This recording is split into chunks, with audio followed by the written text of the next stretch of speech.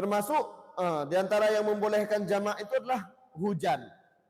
Hujan lebat pada orang yang melakukan salat berjamaah di masjid. Pada orang yang melakukan salat berjamaah di masjid, maka misalnya salat maghrib dan isya, dia datang ke masjid untuk salat berjamaah maghrib, menjadi imam.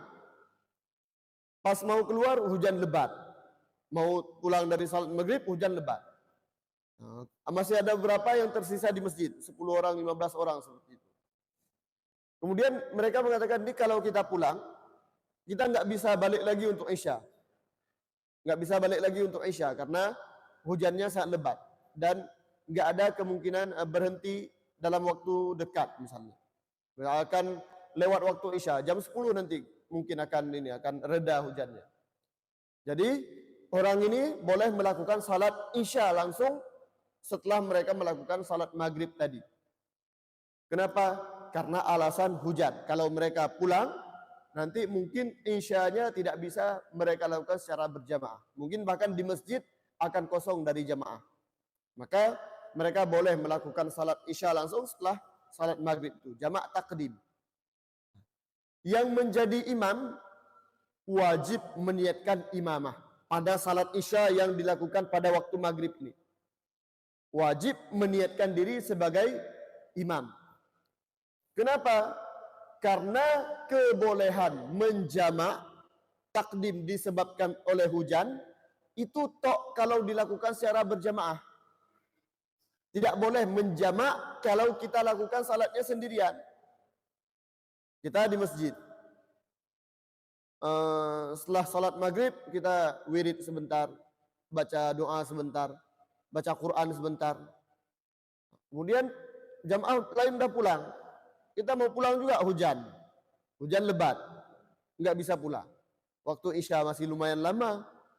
Nah, kalau kita tunggu, mungkin kita ada beberapa kebutuhan. Akhirnya ya udah, karena boleh jamak takdim, langsung saya jamak takdim. Isyanya saya lakukan di waktu maghrib.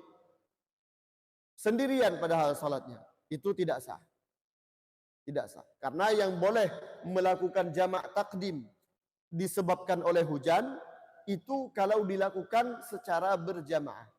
Kalau dilakukan secara berjamaah. Maka seorang imam wajib meniatkan diri sebagai imam. Kenapa? Kalau tidak dia meniatkan diri sebagai imam, maka seperti salat sendirian. Kalau salat sendirian tidak boleh jamak takdim disebabkan oleh hujan. Nah, kalau jamak takdim sebab lain boleh. Sebab sakit, sebab safar, sebab seperti tadi macet, itu boleh jamak takdim walaupun tidak meniatkan diri sebagai imam atau melakukannya secara sendirian, boleh. Nah, tapi khusus pada jamak takdim disebabkan oleh hujan, itu tidak boleh melainkan dilakukan secara berjamaah. Dan jamaahnya pun di masjid. Ya, kalau jamaah di rumah, ya di rumah. Boleh ngapain jamak takdim? Ya, kalau di rumah dilakukan di waktu isyanya saja atau di waktu asar misalnya. Lakukan pada waktu asar. Nah, itu tidak menghambat. Tapi kalau ke masjid itu bisa jadi menghambat kalau kita balik pasca hujan. Ya, bisa jadi dari waktu pertama masuk waktu salatnya sudah terlalu lama, nah, baru berhenti hujannya jam 10 malam. Isya dari jam 8. Nah, sudah satu waktu salat mungkin tidak dilakukan secara berjamaah. Ini bisa menyebabkan nanti tidak terlaksanakan fardu kifayah. Nah, karena kita bilang salat 5 waktu berjamaah di masjid itu hukumnya fardu kifayah. Nah, kalau tidak ada yang melakukan satu pun di suatu kemukiman atau suatu daerah, maka semua ahli daerah itu berdosa. Maka di sini dibolehkan jamak takdim. Tapi dengan syarat dilakukan secara berjamaah, maka seorang imam wajib meniatkan diri sebagai imam.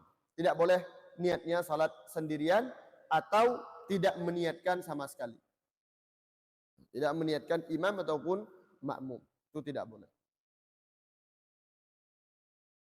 Berikutnya faslun syurutul qudwati ahada asyara. Fasal